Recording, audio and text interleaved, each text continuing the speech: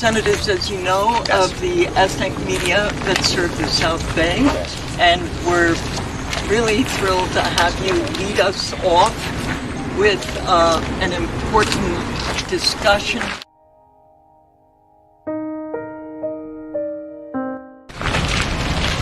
We're here at a site that I stood upon only 18 months ago. I'm sorry, my math is bad. 20 months ago, yes, okay.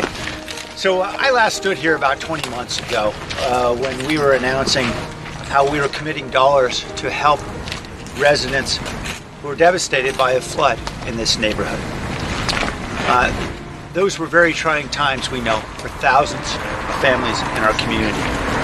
And while we have striven with many community partners to enable folks to get back on their feet, we recognize that there were lessons to be learned. Most critically, lessons about preparation and about investment that we need to make in order to keep our community safe. Our failure to invest collectively in flood infrastructure, flood protection, in emergency response infrastructure. Our residents paid the price for that. And I want to ensure that our residents never again pay the price for our lack of investment in those floods to try to help families get back on their feet. I'm grateful for his support. With many volunteers. Yes, with many volunteers. I'm grateful for his support, and I know that you may wish to say a few words shortly. But we're here because we know these investments will critically help our community be safer. It will also help us maintain the critical infrastructure we have neglected for decades. Everything from our streets and roads to our fire stations. With regard to flood protection, there are particular elements of this measure that will be uniquely relevant. Excuse me, word have prompted to move. We need firefighters to be ready to be able to help our community and not struggling with the poor condition of their own facilities and getting trucks out to get to people in time.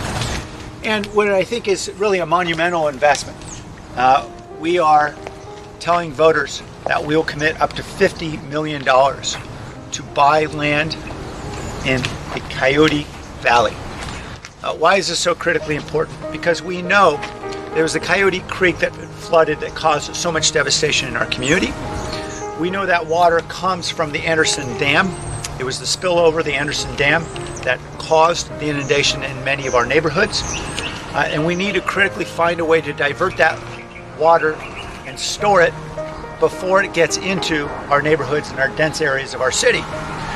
Coyote Valley offers an opportunity for us to be able to retain water that is spilling over from Anderson, inundating Coyote Creek, and keeping it in a preserved area away from development, away from people.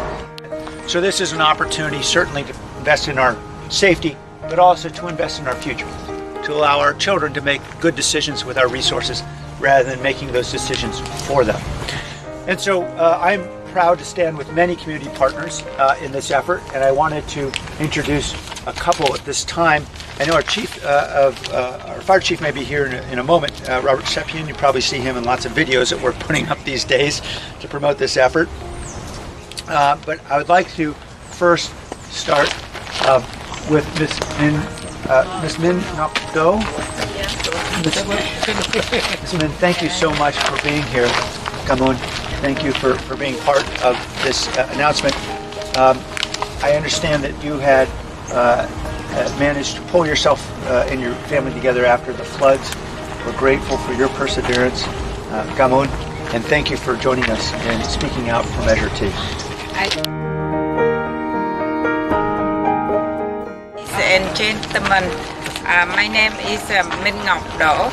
I am a resident of District 7. I have many friends who live here in the Rock Springs neighborhood.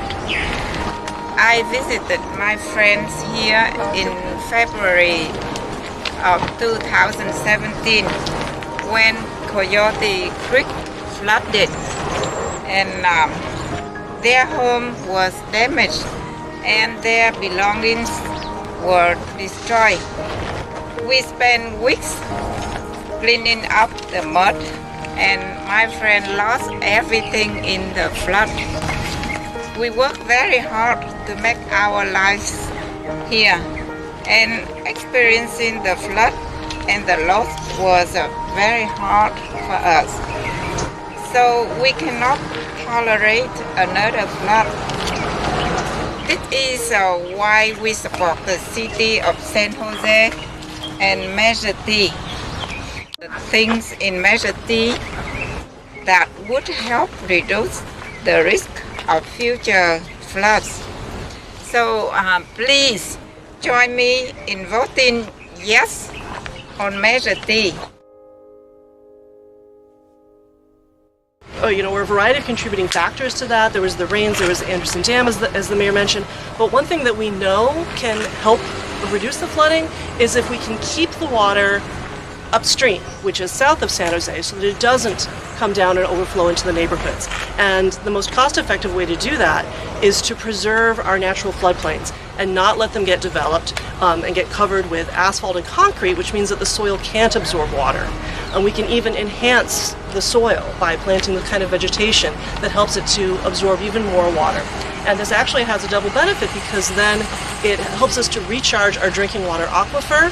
The recharge is more efficient when you have more soils that can absorb water, and making sure that we don't have development there, which increases pollution into the stormwater, can keep that water source cleaner. And basically it benefits us in all kinds of ways. Not to mention even that Coyote Valley, which is where this natural floodplain is such an important wildlife corridor, and is farmland and is a wonderful area for recreation. So it's really important for people and animals and nature, and this is a wonderful example of how a little bit of investment can really bring a lot of benefits down the road.